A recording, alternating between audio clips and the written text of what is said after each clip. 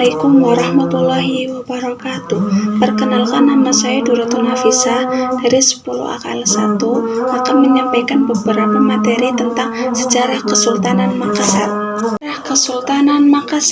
Sejarah Kesultanan Makassar, jejak kejayaan di timur Nusantara.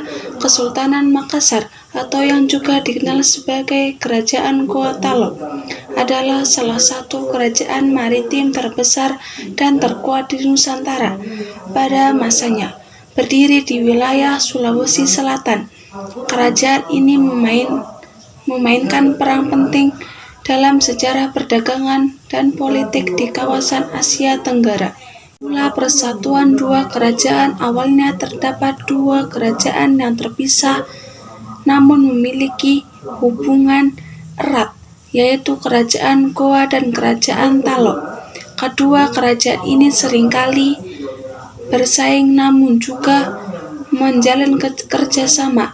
Seiring berjalannya waktu, kedua kerajaan ini bersatu di bawah kepemimpinan Daeng Rabah dari Kerajaan Goa.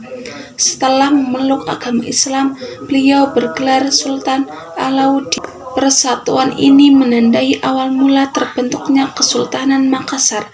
Dengan kekuatan bersatu, Kesultanan Makassar mampu memperluas wilayah kekuasaannya dan pusat perdagangan yang ramai. Masa kejayaan dan Sultan Hasanuddin. Puncak kejayaan Kesultanan Makassar terjadi pada masa pemerintahan Sultan Hasanuddin. Beliau dikenal sebagai seorang pemimpin yang cerdas, berani, dan tegas. Di bawah kepemimpinannya, Kesultanan Makassar berhasil menguasai wilayah yang luas di bagian timur Nusantara, termasuk sebagian besar Sulawesi, Maluku, dan Nusa Tenggara.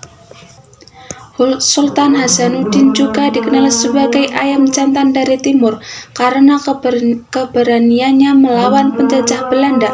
Perang Makassar yang terjadi pada abad ke-17 merupakan salah satu bukti perlawanan rakyat Indonesia terhadap kolonialisme. Pelabuhan Makassar sebagai pusat perdagangan. Letak geografis Makassar yang strategis menjadikan kota ini sebagai pusat perdagangan yang penting. Pelabuhan Makassar menjadi tempat singgah bagi para pedagang dari berbagai bangsa seperti Arab, Persia, India, Cina, dan Eropa. Barang-barang yang diperdagangkan meliputi rempah-rempah, hasil bumi, dan berbagai produk lainnya. Kejatuhan dan warisan Kesultanan Makassar. Meskipun pernah mencapai puncak kejayaannya, Kesultanan Makassar akhirnya runtuh akibat tekanan dari VOC atau Verenigde Oost-Indische Compagnie atau Perusahaan Hindia Timur Belanda. Setelah melalui perang yang panjang dan melelahkan, Kesultanan Makassar akhirnya menyerah kepada Belanda. Meskipun demikian, Kesultanan Makassar tetap hidup hingga kini. Budaya, adat istiadat, dan sejarah Kesultanan Makassar masih dapat kita lihat dalam kehidupan masyarakat Sulawesi Selatan. Beberapa peninggalan sejarah Kesultanan Makassar yang masih dapat kita nikmati antara lain Banteng Rotterdam merupakan pusat pemerintah Kesultanan Makassar dan kini menjadi salah satu objek wisata sejarah yang populer. Masjid Makassar merupakan salah satu masjid tertua di Sulawesi Selatan dan memiliki nilai sejarah yang tinggi. Naskah-naskah kuno. Berbagai naskah kuno yang berisi tentang sejarah, agama, dan kebudayaan. Terima kasih telah menyaksikan video saya. Wassalamualaikum warahmatullahi wabarakatuh.